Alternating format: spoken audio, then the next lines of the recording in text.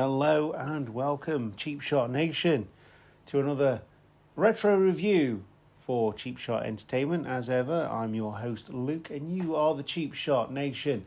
We're going to be going through the year 2003, exactly 20 years ago to this day. Summerslam 2003 happened on the 24th of August 2023. It took place in Phoenix, Arizona at the US Airways Center and was attended by 16,113 fans. The theme song for this pay-per-view or premium live event, as they call it now, was Saint Anger by Metallica.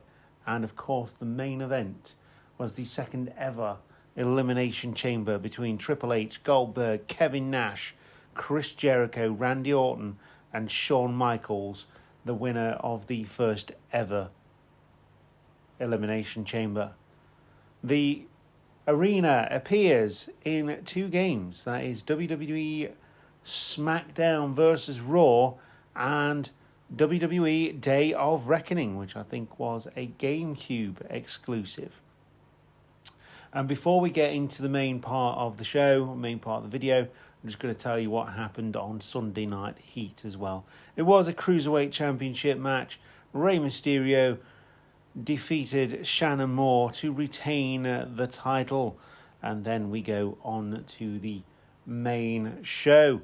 So as we go through, I'm going to give you my thoughts on the matches. Is it going to live up to Vengeance? Who knows? It is a cross-branded pay-per-view. Of course, the brand split had happened by this point. And looking forward to this one. SummerSlam is usually pretty good and hot off the heels of 2002, where Brock Lesnar arrived on the scene. What will 2003 bring? We'll see you in the main part of the video.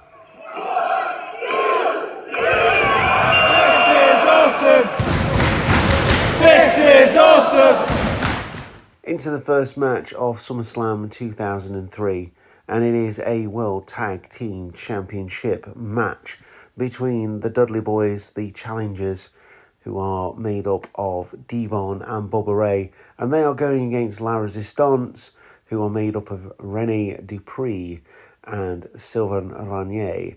And there's a lot to take in here. Get a nice video package. There's a lot of symbolism where La Resistance bury the Dudley Boys under the American flag. And we get a hot start here. Dudley Boys wasting no time. They go and jump on La Resistance. Devon brings Rene Dupree back to the ring and the match gets going. So Dudley Boys pretty much all the way on top here. Sylvain Ranier on the outside cannot get the tag from Rene Dupree.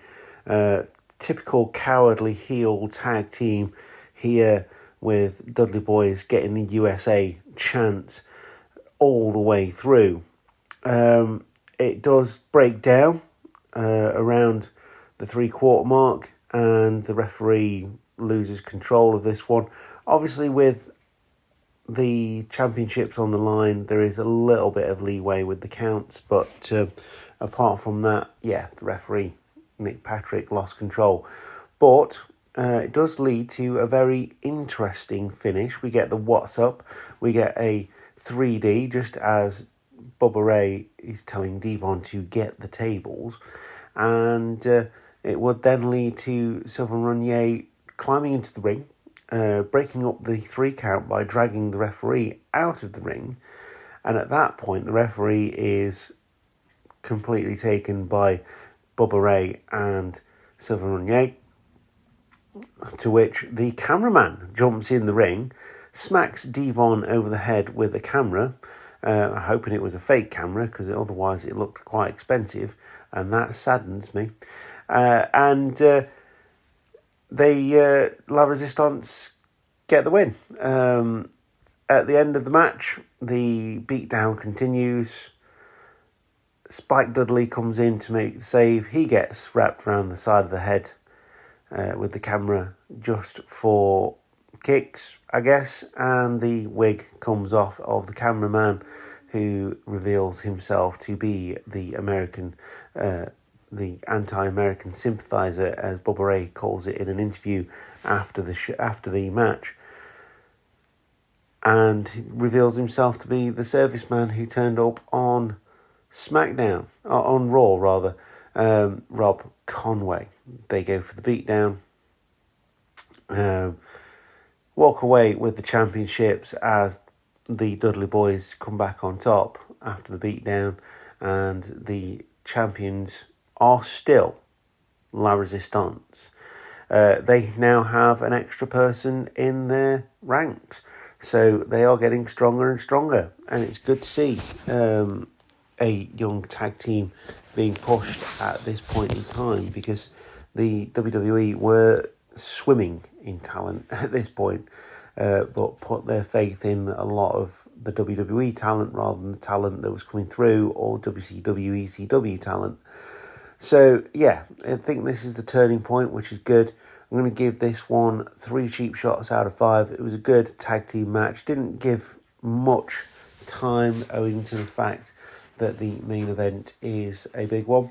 And it was good. The coach interviews the Dudley Boys after the match, and the Dudley Boys say they're not going to sleep until they get their tag team championships back. So we move on to the second match now, and it is a bit of a grudge match as Tilly watches on. If you love dogs, please give us a like and subscribe. Hi, Tilly. No, she's completely out.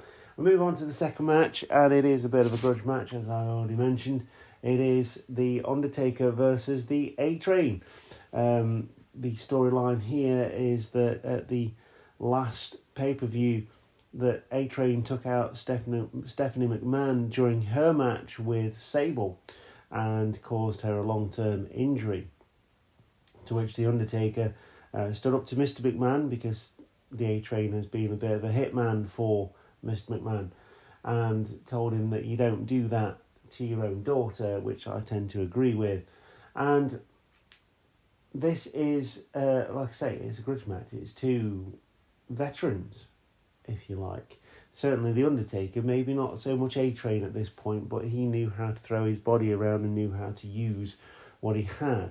He was also a very quick big man, and sometimes doesn't come up, in fact most often doesn't come up in discussions of the best big man, because A-Train is actually really good. And it shows here. There's a lot of talking, a lot of focus on the Undertaker's ribs, which were previously injured by a 2x4 by A-Train during his match with John Cena, I believe it was, on SmackDown. And yeah, there's a lot of focus on the ribs here. Very tentative, The Undertaker's. Not his usual game when it comes to a wrestling match. But this is actually a really good match. And it is because they're continuing the storyline. And because The Undertaker is favouring his ribs. And the initial lock-up, the A-Train wins, gets The Undertaker into the corner and goes straight for the ribs. He tries to pull his singlet away, tries to get to the ribs, the taped up ribs, and it just immediately puts a marker on those ribs. This shows as A-Train goes for bear hugs and things like that as they battle to the outside. Undertaker goes into the post back first from the A-Train, and there's a lot of, again, focus on the ribs, with the idea that the Undertaker's A-game is power. It's the chokeslam, it's the last ride at this point in time, and the tombstone piledriver all require a massive amount of upper body strength to position your opponent to get that to a good point. At which point, this brings us to the crescendo, because The Undertaker goes for the last ride. With A-Train being over 300 pounds, that's going to be difficult anyway, but with injured ribs, even worse.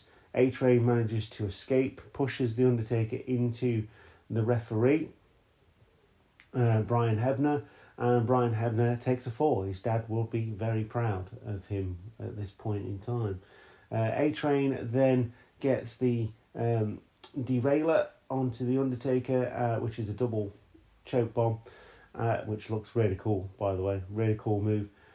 And a near fall, to which the A-Train comes back again with a clothesline and completely misses. Undertaker does the same thing and takes out Brian Hebner, to which he does a flip. Even more proud moments here from Earl Hebner and his son. Long running joke. Greatest Falls of Earl Hebner, 3-disc DVD set available now.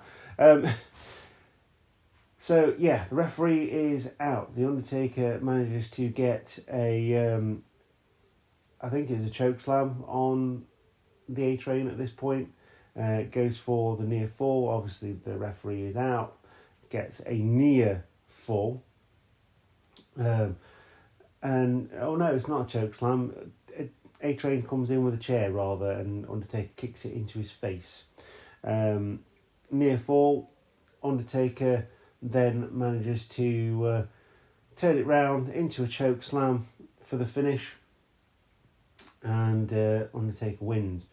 It is at this point where the Undertaker goes for the last ride after the bell, and Sable comes in, tries to tempt the Undertaker away from hitting that move, to which Stephanie McMahon's music hits, and Stephanie McMahon comes down to beat up her long-standing rival, Sable. A-Train saves her, and they scarp her whilst Sable is readjusting her ring wear, and Stephanie McMahon has a huge grin on her face. Undertaker wins. I really enjoyed this one. Again, short and sweet. I'm going to give it 3 cheap shots out of 5. These two guys know how to work, and it shows that they've got a good working relationship inside that squared circle.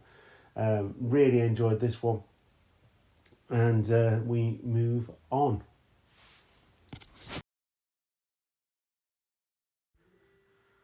So we're moving on to the next match. It is the literal grudge match of the card. It is Shane McMahon versus Eric Bischoff, and with Eric Bischoff seemingly forcing himself on Linda McMahon, Shane has a lot to fight for here, because Eric Bischoff has done nothing but torture and humiliate Shane McMahon up to this point. Stone Cold gave Eric Bischoff a contract, had him go against Kane. Kane lost that match. Eric Bischoff won, but the stipulation in the contract, the small print, meant that the winner of that match would go on to SummerSlam to face Shane McMahon, and so be it. We now have Shane McMahon versus Eric Bischoff.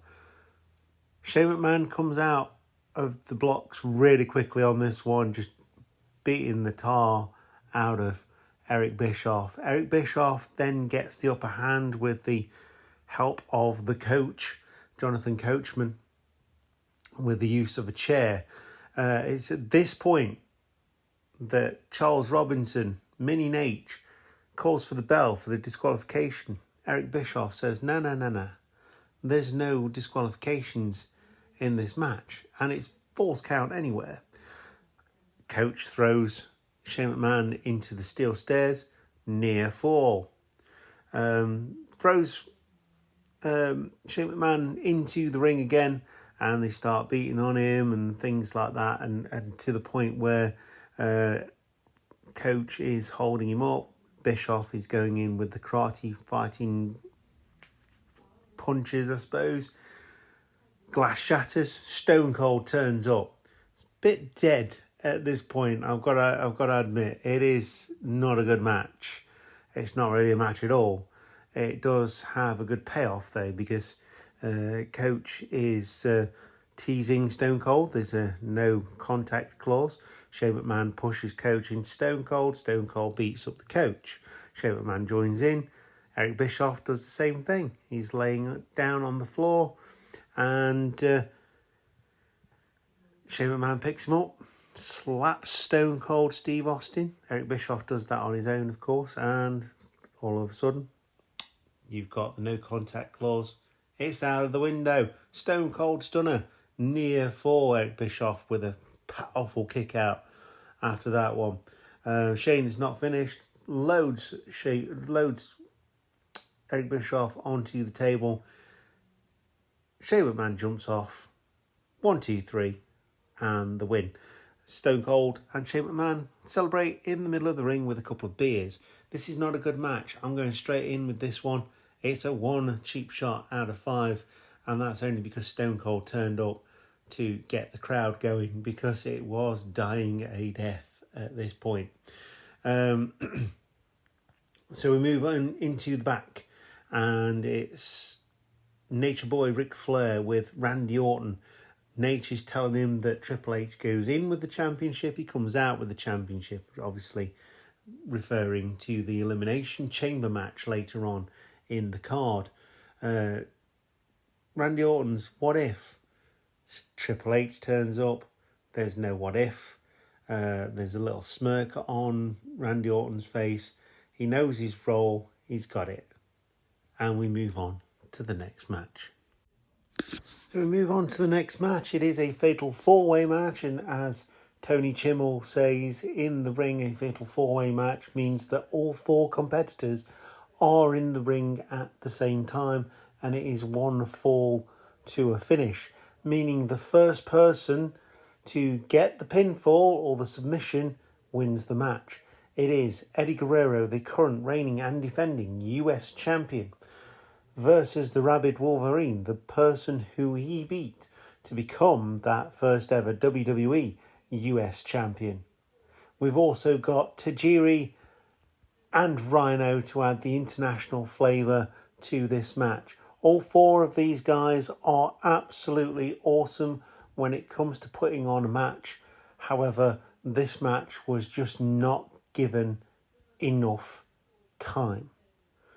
And they did what they could with the time limit that they were given.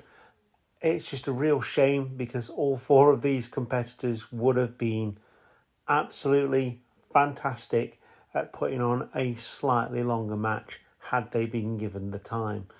Understood, based on the fact that the main event is an elimination chamber, which obviously takes a finite amount of time.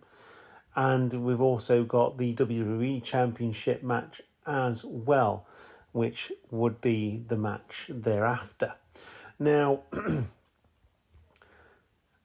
I enjoyed this match for what it was. Like I say, it could have been given a bit longer. I'm going to go straight down the middle as Eddie Guerrero picks up the win and retains the championship.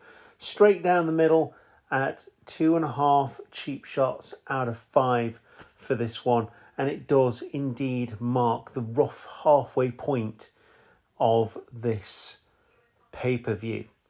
So we move on to the next match. So we're moving on to the next match next, and it is for the WWE Championship, a SmackDown exclusive. It is Kurt Angle, the current WWE Champion, taking on the former champion, the man who he beat for said championship at WrestleMania 19. Brock Lesnar beat Kurt Angle at WrestleMania 19. Kurt Angle picked it up at Vengeance the previous month. Now, we have a number of factors here. Brock Lesnar's gone to the lunatic fringe, as they called it. I think there was another wrestler that used that phrase, or the commentators used that phrase for, but it was Brock Lesnar who first got the lunatic fringe. Now, he's been on a bit of a tear. He's beating people up left, right and centre. Kurt Angle came out and openly said that Brock Lesnar was one of the only people that checked on him when he was in the hospital, and just generally became a very good friend. So this is really interesting, the way this bout is set up. The focus here for Brock Lesnar is using his strength, whereas Kurt Angle will use his quickness to take down the animal, the monster. However, both have very good technical ability, so this one is set up absolutely wonderfully, and it is in fact an excellent match from start to finish. It starts off with Brock Lesnar getting the best of Kurt Angle, having the power game on his side, couple of lockups, couple of pushbacks, until Kurt Angle uses his quickness to go behind and take Brock Lesnar down. This would continue a little bit more, quite a slow start, lots of holds, lots of rest holds. Kurt Angle would eventually get the ankle lock in and cause Brock Lesnar to lose his vertical base, which is just insane because most of his stuff is power game. The F5 is on the shoulders and flippy round. The best way I can describe it. So yeah,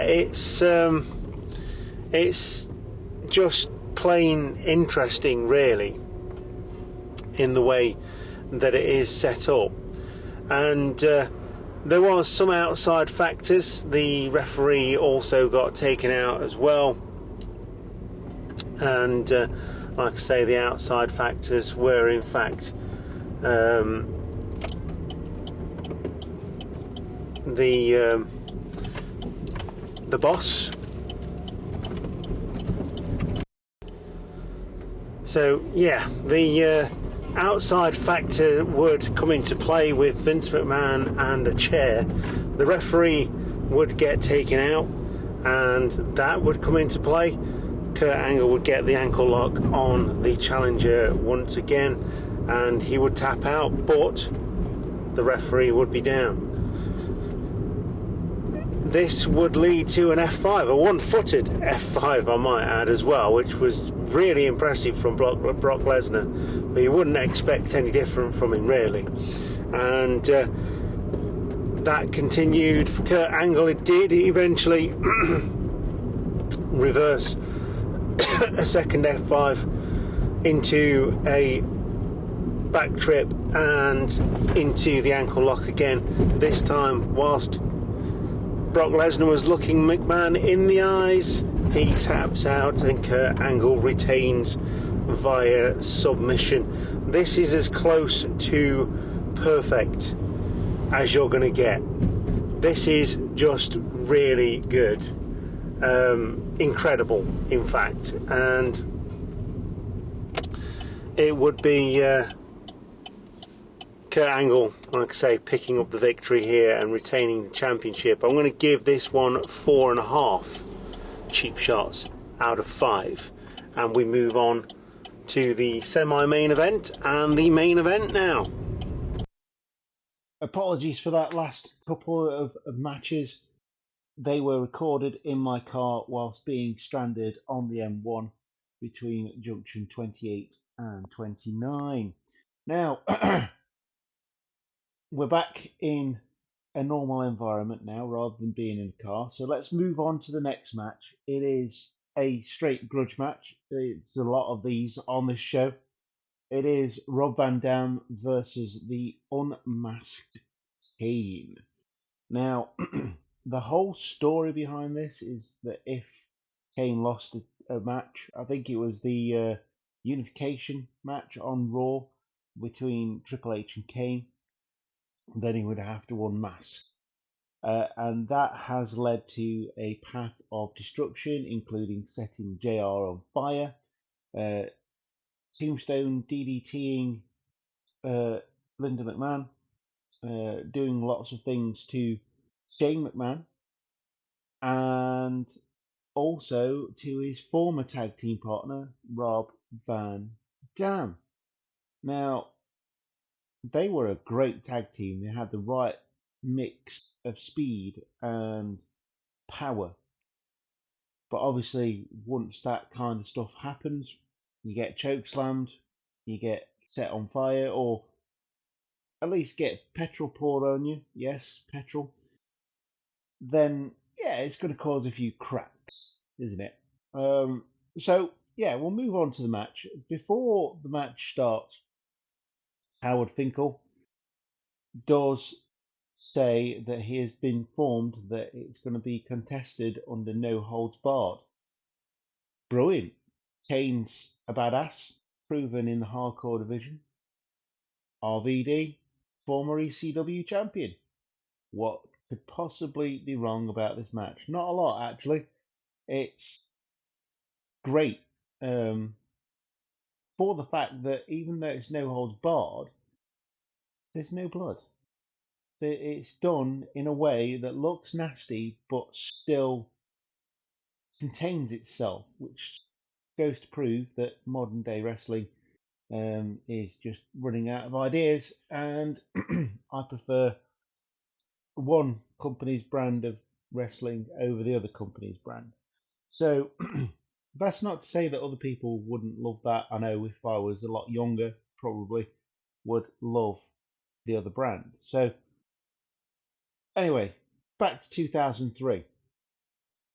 Kane goes in hard on this one. Van Dam obviously tries to get the jump. He knows that Kane's a lot bigger, a lot more powerful, and he goes to get the jump on him. Kane is pretty dominant in this match, to be fair, and yeah, it would have obviously fighting on the outside. There's not a lot of action on the inside. I think literally just the pin, which does come after Kane's tombstone pile driven RVD on the mats outside, rolled him back in, got the 1, 2, 3. Kane is your winner.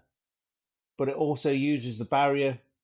It uses the weapons that are inexplicably under the ring because, wrestling. And yeah, they just use everything they possibly can for this, and it's good. So I'm going to give this one a 3 cheap shots out of 5 rating because obviously it's got the no holds barred. They don't go around the arena. I think that adds something to the television experience. However, having been in an environment where there is hardcore matches or no holds barred matches, false count anywhere matches, if it's not a small venue, then you lose a lot of your crowd because they just can't see it. I've been to matches where they've gone and battled out in the car park. Sounds cool, looks great on a video game. It looks great in big companies when they can follow it with the camera. But in a small venue, doesn't quite happen. And I think that's still the same even in a big venue. If you're lost in a big venue, it's perhaps even worse. But yeah, they don't go outside, they don't go into the crowd. They just use the barriers. They, have that interaction with the crowd, with the front row, which is cool. And it's a decent match as you would expect from these two. Both absolute veterans in different companies. One being ECW, the other being WWE.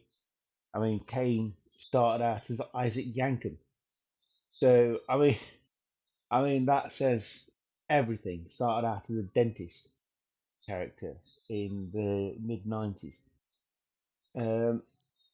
but yeah, he's come a long way.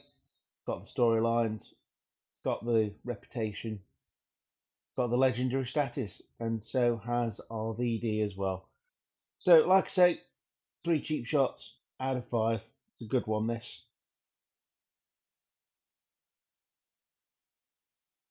And with that, we move on to the main event now. It is the 6-pack challenge, if you like, of a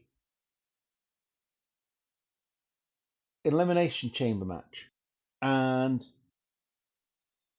we would see Triple H defending his championship against the likes of Shawn Michaels, Kevin Nash, 2 people that he has more than annoyed over the space of the last couple of months. Kevin Nash getting his head shaved, that would tie in with the uh, Punisher movie.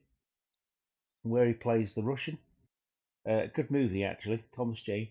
And yeah, we'd get those two. We'd also get Goldberg and trying to think who else is in this match. Oh yeah, Randy Orton as well as Triple H, obviously. So we start out with Shawn Michaels, Chris Jericho. Again, a storyline that's been told throughout 2003 from before WrestleMania 19. Had a great match, sleeper hit like WrestleMania 19. These two, and they've had a couple of matches in between, and the feud would continue for a couple of years actually. So these two start. If the rules of the match are eluding you for the Elimination Chamber, first two participants start in the ring. They go for around 5 minutes, and then a pod is opened at random to release the next person. So the next person comes out. It is indeed Randy Orton, teammate of Triple H. So we get Randy Orton into the mix. He is beating up Shawn Michaels, making sure that he can't get a second win in the second ever Elimination Chamber. We then get the release of the biggest, the baddest, perhaps the angriest of the competitors in this match in Kevin Nash. He comes out like a house on fire, starts beating up Jericho, takes no names. He beats up everybody in this, and it would be Kevin Nash who would be eliminated first. Kevin Nash, seemingly on top, throws some punches at Shawn Michaels. He goes down, gets Jericho in the position ready for a jackknife powerbomb. Shawn Michaels pops up, gives him the sweet chin music. Kevin Nash goes down like a sack of spuds. Jericho rolls over. We get the 1, 2, 3. Nash takes a little while to leave here, obviously feeling the effects of that sweet chin music, and it's always on the button.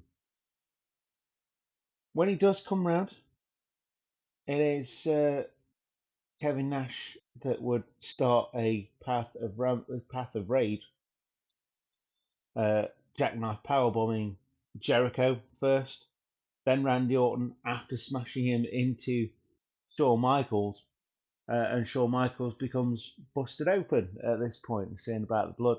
There's not a lot in here, but obviously you'd expect it being chain link fence and stuff like that. So it's used well.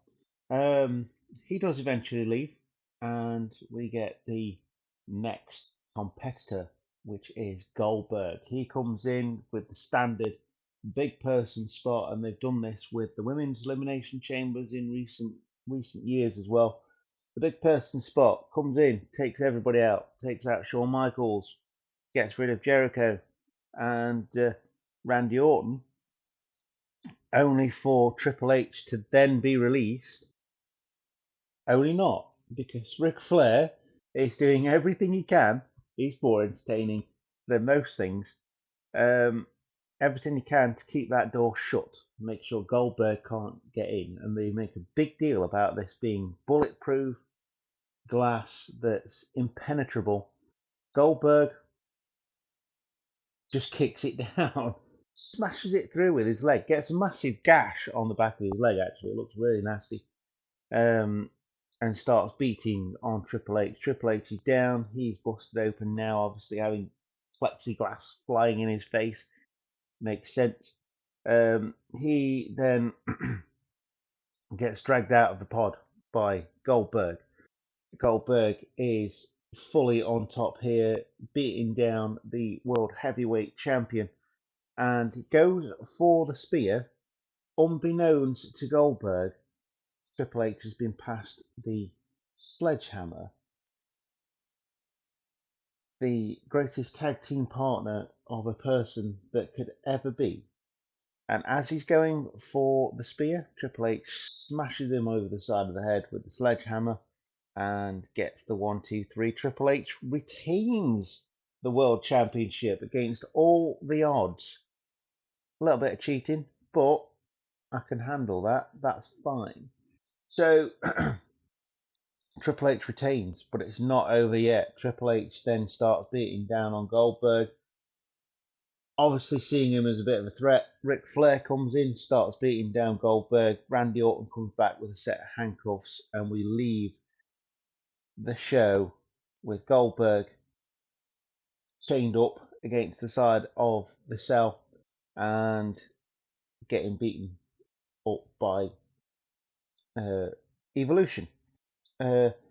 So yeah, again, a feud that would continue throughout the year, and I don't care what people say. I quite like Goldberg. I think he's got the look, he's got the intensity, and he had something where people absolutely adored him, and I was one of them. Not so much in recent years, obviously, but I think in 2003 it was a good move, even though he probably didn't want to. He did take the money and you know use it well. He'd be gone by WrestleMania the following year to a chorus of boos. He has recently obviously come back and kind of made up for that error, but the match it's hard to follow at first, and I got the feeling that the competitors in this match found it hard to follow that first. Although it's still an entertaining match, it's not quite the spectacle of the first one. And I'm going to give it 3.5 cheap shots out of 5 because of the year of Triple H coming into play again. That being said, it's a decent match and it's a great way to end a big pay-per-view like SummerSlam. So, SummerSlam 2003. Good show overall, actually. Really, really good. I've watched it through twice, actually, and didn't get bored at all. From the first match to the last match, it is pretty much a complete show, apart from the Eric Bischoff and Shane McMahon match. But yeah, it's a good show. It's decent and lots of surprises. You've got all your big stars on there, and it does what it says on the tin. It's a SummerSlam, and obviously we still get SummerSlams, but they're now 4 hours long and sponsored by multiple brands and things like that. This is when it was a bit more pure, but 2003 SummerSlam, very much worth a watch. Now, we move on to the next pay-per-view in September. And yeah, if you're listening on the podcast, welcome to the podcasting channel, Talk is Cheap. You'll also find on here some movie reviews that I go and see movies every week, give you my thoughts on those. The wrestling reviews come once a month, and we're going through the year 2003, as it's been exactly 20 years to the day that this has been released, that these pay-per-views happen. Also got the YouTube channel. If you're listening on the YouTube channel, welcome. Make sure you subscribe and do all that stuff as well. We've also got a dedicated gaming channel of Games of the Week, just random games being played there, and obviously the movie channel as well. So plenty to see, plenty to do, lots of cheap shot stuff, and you once again, you are the Cheap Shot Nation. I've been your host, Nick, and I will see you next week. Goodbye.